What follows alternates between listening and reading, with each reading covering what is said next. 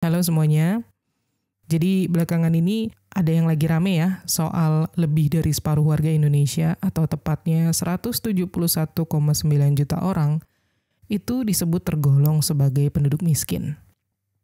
Ini menurut laporan Bank Dunia yang berjudul Macro Poverty Outlook ya, edisi April 2025. Jadi di laporan itu, seorang warga Indonesia bisa dikategorikan miskin kalau pengeluarannya di bawah 1.150.000 per bulan ya, rata-rata per kapita. Tapi memang ini bisa dibilang beda jauh sama versi pemerintah kita. Tepatnya menurut Badan Pusat Statistik atau BPS, di mana seseorang tuh baru tergolong miskin kalau pengeluarannya paling banyak sebesar Rp595.242 per bulan, atau sekitar Rp21.250 per hari. Sehingga kalau pakai ambang batas itu, maka jumlah penduduk miskin di Indonesia mencapai 24,6 juta orang, hampir 6 kali lebih kecil dari jumlah versi Bank Dunia tadi. Tapi sebenarnya ada yang agak aneh nih. Standar yang jadi acuan pemerintah untuk mengukur garis kemiskinan itu masih sama dengan yang digunakan dari tahun 1998, alias udah sekitar 26 tahun lah, nggak pernah diupdate lagi. Jadi ternyata pemerintah saat ini masih menggunakan standar garis kemiskinan untuk negara berpendapatan rendah. Bank Dunia tuh mengukur kita berdasarkan ambang batas kemiskinan untuk negara berpendapatan menengah ke atas. Karena Indonesia memang udah masuk kategori upper middle income country ya, sejak tahun 2023 kemarin. Tapi oke lah, di luar dari perbedaan jumlah penduduk miskin Indonesia, versi pemerintah kita dan versi Bank Dunia itu, kita semua bisa mengukur diri sendiri. Kemampuan finansial kita sehari-hari itu seperti apa?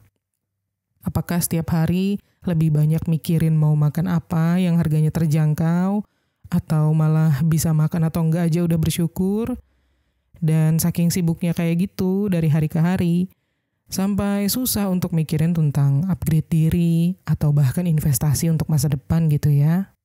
Nah, makanya di episode kali ini kita bakal ngobrolin tentang beberapa tips dan solusi keuangan yang praktikal banget untuk kalian yang sedang berada di situasi ekonomi yang udah mentok banget.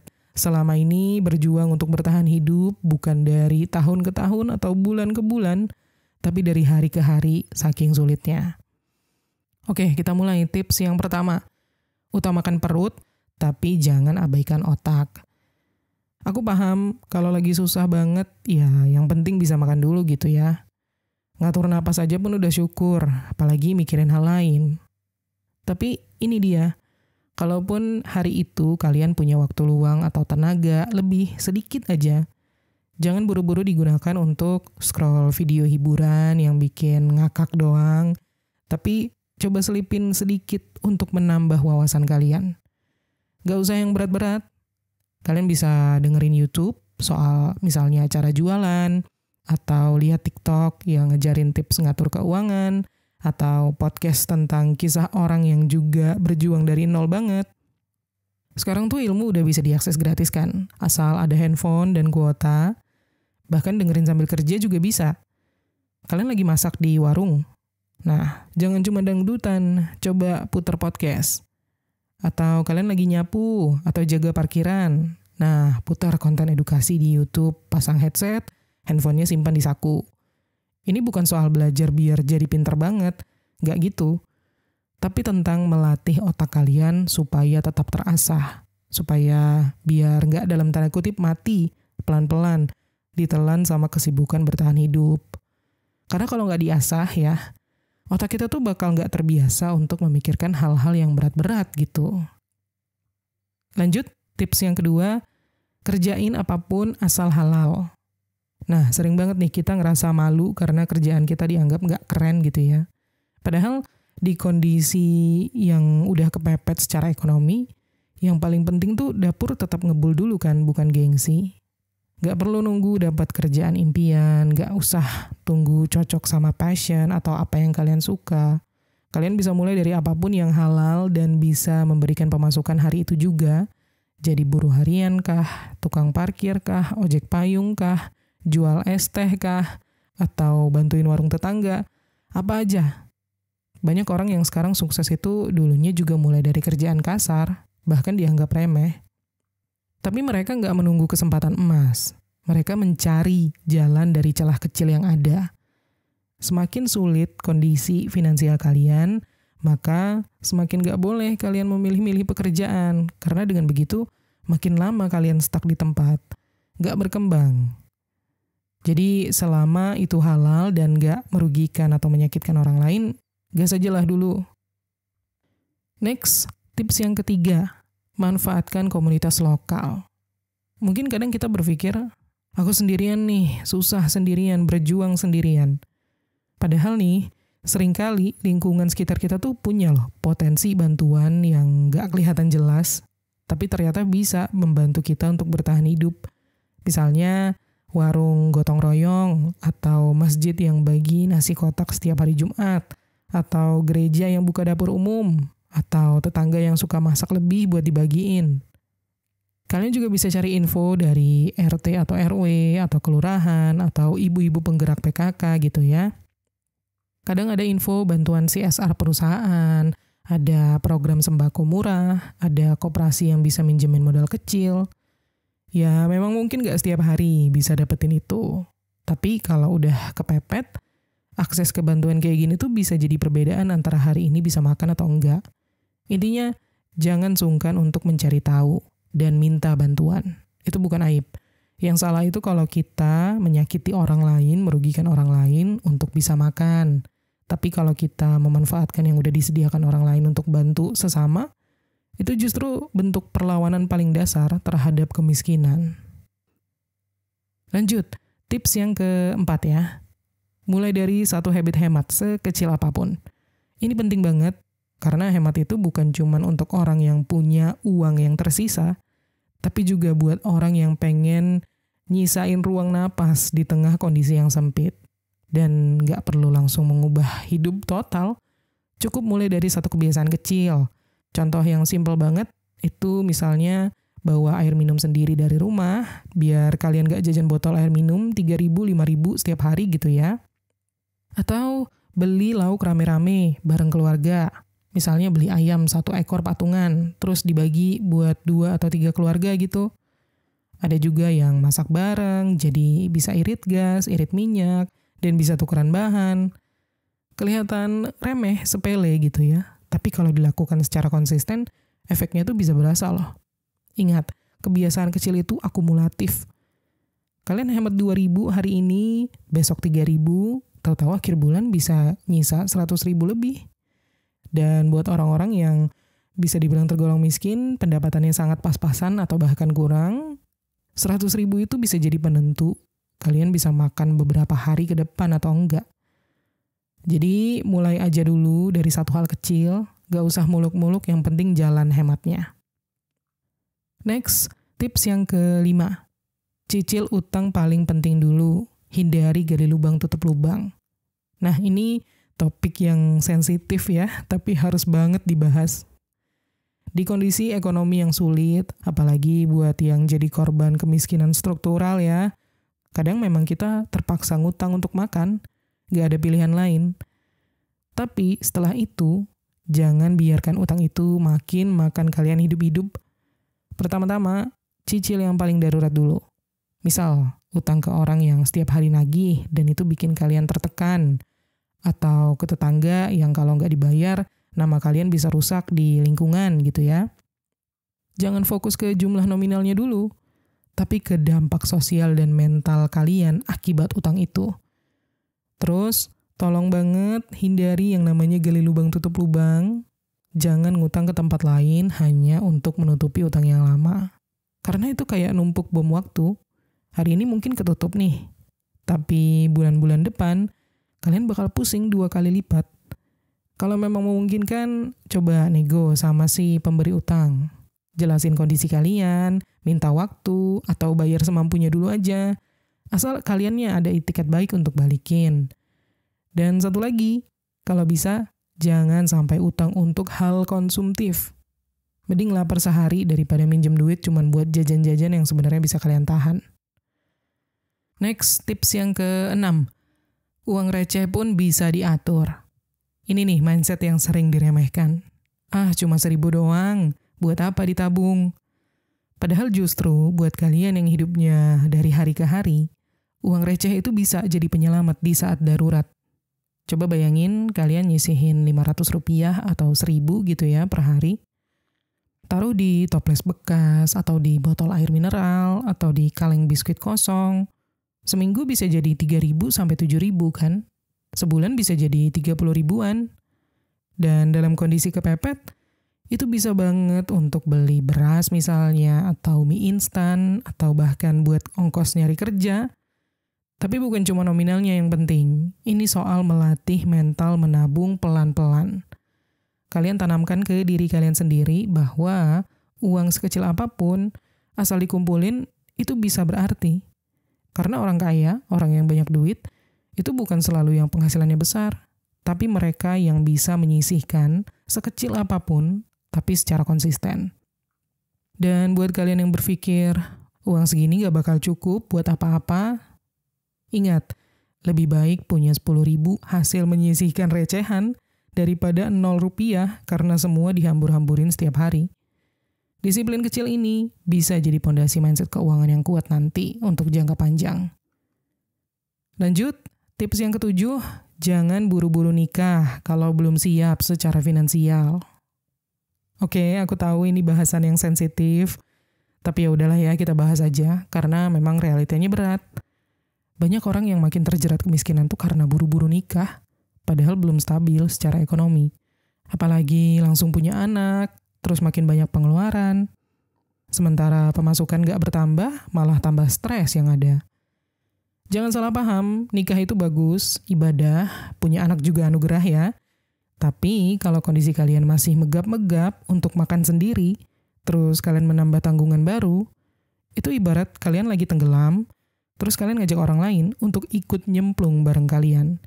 Bukannya saling nyelamatin satu sama lain, malah tenggelam sama-sama kan? Jadi mending sabar dulu, bangun pondasi keuangan pelan-pelan, gak usah dengerin omongan orang yang maksa kalian untuk nikah cepat-cepat, karena mereka gak bakal bantuin kalian juga kan, beli popok atau beli susu nanti ketika kepepet. Iya, memang rezeki itu Tuhan yang atur. Tapi tanggungan juga kalian yang nanggung. Jadi berpikirnya realistis dulu, baru ambil keputusan besar. Next, tips yang ke-8.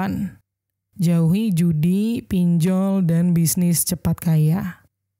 Kalau hidup lagi kepepet tuh memang ya gampang banget kita ke-trigger sama hal-hal yang kelihatannya bisa langsung ngasih uang, cepat menghasilkan uang.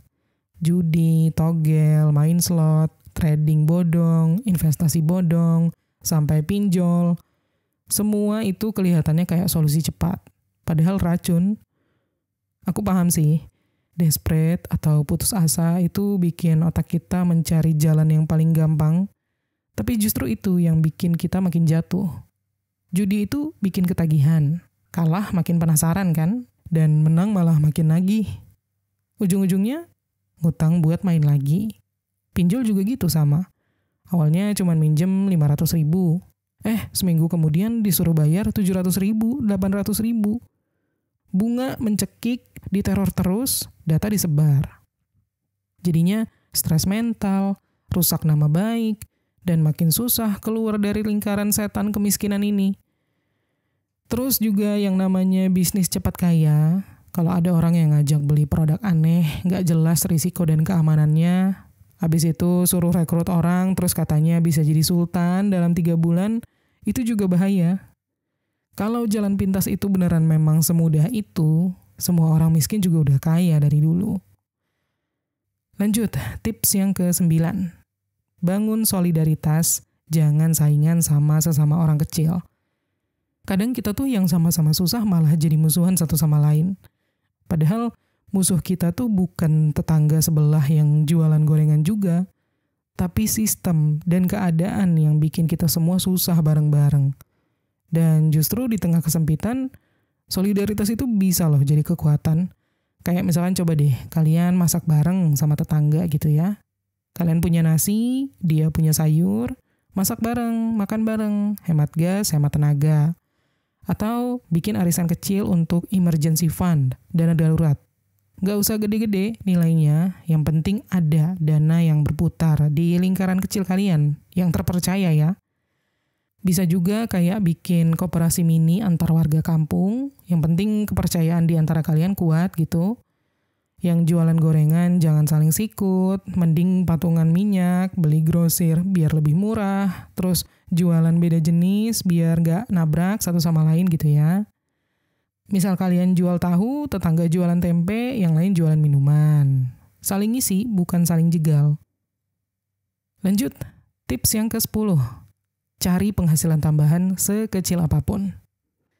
Aku paham, dalam kondisi sulit, apalagi korban kemiskinan struktural ya, kerja utama aja udah bikin napas ngos-ngosan. Capek banget rasanya setiap hari. Tapi kalau kalian ada sisa tenaga dan waktu sedikit, coba cari peluang lain, peluang tambahan, sekecil apapun itu. Nggak harus buka usaha gede-gede. Cukup hal-hal yang sederhana, tapi ada duitnya. Misalnya, bantuin tetangga bersihin rumah, atau bantuin jaga anak, atau jadi kurir paket, atau driver ojol, atau bantuin warung kelontong titip jualan. Apapun lah. Kalian bisa mulai dari cari info siapa yang butuh jasa. Terus, tebar omongan baik, kayak, kalau butuh bantuan panggil aja ya. Gitu aja udah langkah awal loh. Bisa juga mulai dari jualan kecil-kecilan di tongkrongan, kopi saset, gorengan, atau air mineral. Kelihatannya receh memang, tapi kalau setiap hari ada yang beli, lama-lama bakal bisa menutup kebutuhan harian. Yang penting tuh bukan besarnya, tapi konsistensinya. Dan yang paling penting, jangan menunggu semua sempurna dulu baru kalian mulai. Mulai dulu walaupun kecil, walaupun belum jelas banget untungnya. Karena dari langkah-langkah yang kecil itu, biasanya jalan-jalan besar bakal terbuka. Next, tips yang ke-11, gunakan handphone bukan cuman buat hiburan aja, tapi juga info. Ini penting banget, karena di zaman sekarang handphone kita itu kan bukan cuman buat scroll TikTok atau Facebook, atau nonton video-video lucu ya, video joget-joget.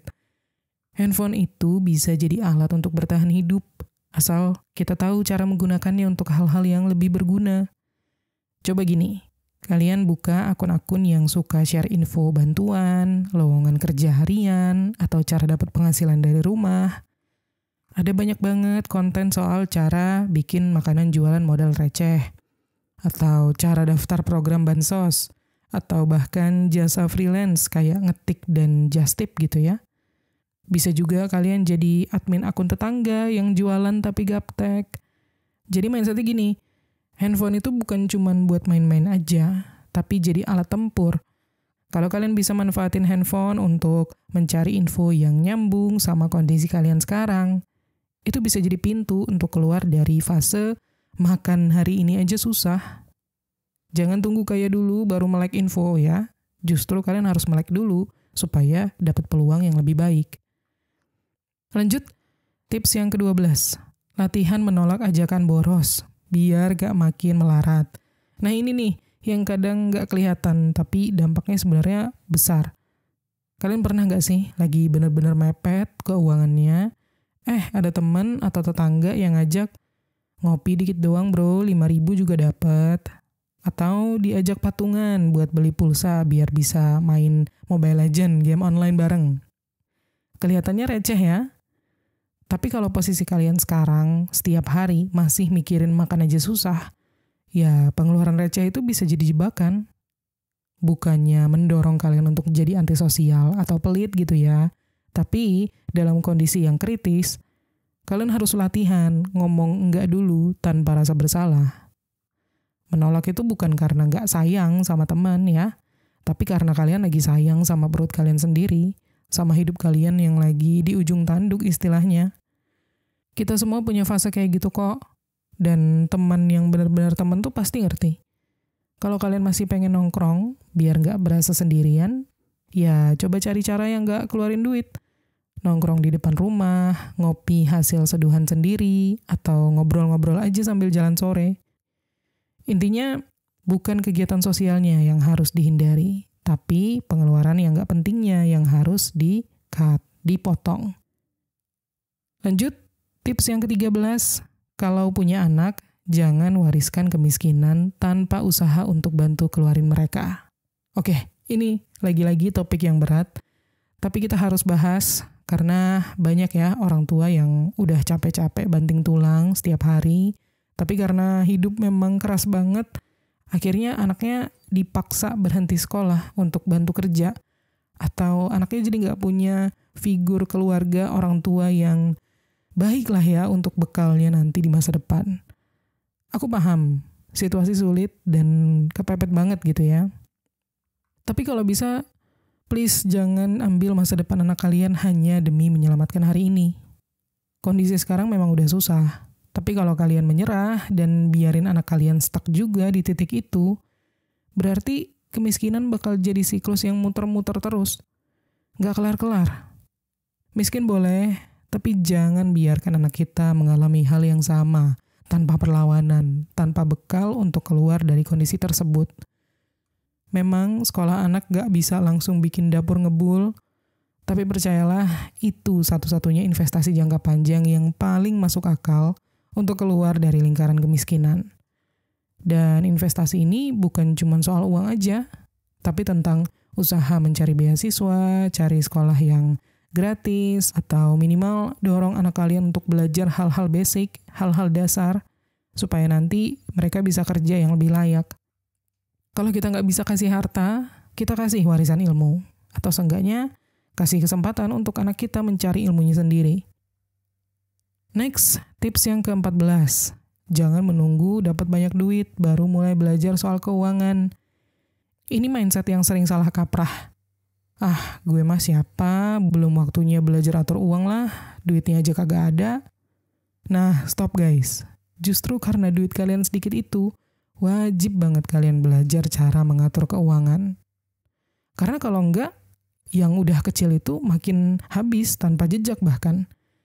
Atur keuangan itu bukan buat orang kantoran, bukan cuman buat orang yang gajinya udah UMR ke atas. Bahkan orang yang penghasilannya cuma 30.000 sehari pun bisa dan harus bisa mengerti cara mengelolanya. Kayak gimana caranya bedain kebutuhan dan keinginan, gimana caranya muterin duit receh biar tetap bisa makan dan nyisihin sedikit. Dan belajar soal keuangan itu udah gampang banget ya sekarang. Banyak konten gratisan di TikTok, di YouTube, di podcast, sampai grup Facebook yang isinya tips-tips hemat, cara dagang, atau ngatur pengeluaran harian. Jadi nggak susah. Dan tips yang ke-15 nih, berhenti merokok. Bukan hanya untuk kesehatan, tapi juga soal perut. Oke, aku tahu ini agak sensitif lagi-lagi, tapi kita harus jujur ya. Rokok itu bukan cuma bikin paru-paru kita hancur, tapi juga membuat dompet kita bocor setiap hari. Dan ini real banget, terutama buat yang hidupnya masih dalam kondisi miskin ya, miskin struktural apalagi. Data dari BPS saja menunjukkan bahwa orang Indonesia, nggak terkecuali orang-orang yang pendapatannya rendah, lebih banyak belanja untuk rokok daripada buat beli makanan bergizi. Bayangin kalau dalam kondisi duit kalian mepet, kalian lebih milih untuk beli sebatang rokok daripada beli sayur atau telur. Ini bukan memojokkan ya, ini menunjukkan betapa kuatnya candu dan kebiasaan buruk yang udah lama dianggap normal. Oke deh, sekarang coba kita hitung. Kalian beli rokok nih, sehari 1 bungkus, katakanlah harganya 20 ribuan. Dalam seminggu itu udah 140 ribu. Sebulan 600 ribuan kan? Jumlah yang gak sedikit ya. Apalagi duit segitu bisa kalian pakai buat beli lauk bergizi buat sekeluarga, beli paket data buat nyari kerjaan tambahan atau daftar bantuan, atau yang lebih penting lagi, menabung untuk kebutuhan mendesak. Memang aku paham, buat yang udah ketergantungan sama rokok, berhenti itu bukan hal yang mudah. Tapi kalau kalian benar-benar kepepet secara finansial dan ingin keluar dari kemiskinan pelan-pelan, berhenti merokok bisa jadi salah satu langkah yang dampaknya paling besar. Kalau nggak bisa langsung berhenti, ya dikurangi pelan-pelan. Dari 1 bungkus jadi setengah misalnya. Dari yang tadinya beli tiap hari jadi 2 hari sekali. Dan cari cara untuk ngurangin ketergantungan. Misalnya, ngopi di rumah sambil ngobrol sama tetangga. Dan kalau stres, ngelepas unek-unek, biasanya ngerokok, coba ganti dengan tulis di kertas atau curhat ke teman gitu ya. Dan coba lakuin jalan kaki sore biar pikiran kalian adem dan badan bisa gerak dikit juga lumayan. Selain itu juga ya, coba bikin komunitas kecil atau teman seperjuangan. Biasanya kan kita tuh cenderung lebih termotivasi untuk mengubah kebiasaan kalau ada temennya. Misalnya, teman kerja atau tetangga kalian yang juga pengen ngurangin rokok, bisa diajak bareng-bareng bikin challenge mingguan kayak, minggu ini rokok cuma 5 batang ya. Atau bikin grup kecil anti ngebul, biar saling support dan ngakalin godaan. Bahkan komunitas ini juga bisa jadi ruang pelarian emosional baru kalian. Ngobrol, curhat, tukeran solusi hidup, tanpa harus ngebul. Oke, jadi itu dia ya. Solusi untuk bertahan dan memperbaiki keuangan itu nggak selalu datang dari hal-hal yang besar.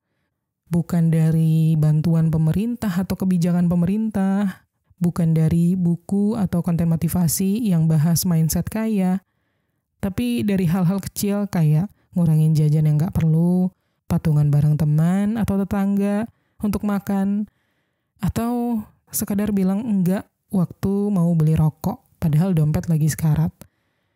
Memang perubahan besar itu butuh waktu, tapi yang paling penting adalah ada satu langkah kecil yang kalian ambil hari ini. Karena dengan langkah kecil itu, kalau kalian terus jalani, konsisten, pelan-pelan itu bakal bisa membuka jalan keluar buat kalian. Oke, semangat terus ya. Dan segitu dulu episode kali ini. As always, terima kasih udah nonton. Kita ketemu lagi di Menuju Kekayaan episode berikutnya.